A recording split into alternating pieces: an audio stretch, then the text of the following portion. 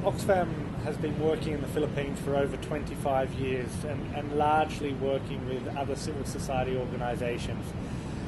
The challenges that we're trying to overcome relate to making sure that there is equality in the way in which people can earn a living, making sure that the resources and the power that govern how markets are operating are more equally shared, that women's rights are protected, and also responding to humanitarian situations, which unfortunately in the Philippines, in terms of natural disasters, are happening more and more often and a lot stronger.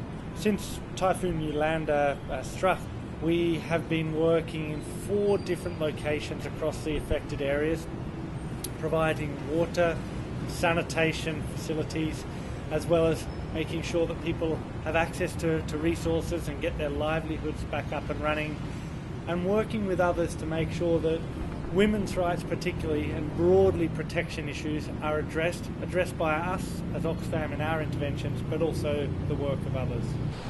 Working in any humanitarian situation, the first priority is always to provide support, to get in there and try to work with the communities and find the best ways to save lives. And that often means providing a lot of things that normally the state or normally society would be able to provide, but they have lost so much of this. So we do start with giving so much on that based on the community's own assessment of their needs. We recognise that there are key points that this needs to transition though, because people do have forms of earning an income. The state definitely has a role in all disasters, and in particularly in the recovery and the longer term recovery, so that there is not a dependence that is created by the citizens on outside players. The citizens' first line of engagement must always be with the local authorities and with the national state. So we work with all these parties to make sure we're supporting their engagement and trying to minimise any dependency that may be created in the first phases of a humanitarian situation. But what happens, for example, I saw the program like Cash for Work, no? Like, for example, some able-bodied men do not want to work in construction in Mantayan, for example, because it's more profitable working for these Cash for Work programs for NGOs. So some people are trying to help, like privates, they are trying to help the community to restore their houses and not just relying on the foreign aid, are saying that the NGOs are kind of pacifying the economy of the island.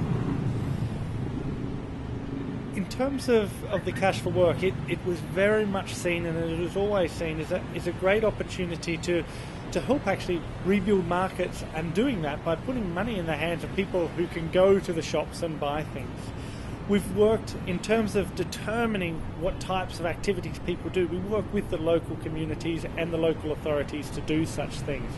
So the first phase was very much focused on making sure that all the debris was cleared. We also work in line with what are common standards to make sure that it's not just 1 or 2 days of Cash for Work, but we try to make sure that there is a package of 15 days. 15 days because that gives some degree of predictability. It also puts enough money into people's hands to start to move forward, so that we're rebuilding those livelihoods and we're helping both the men and the women get back to the employment that they had before the typhoon struck.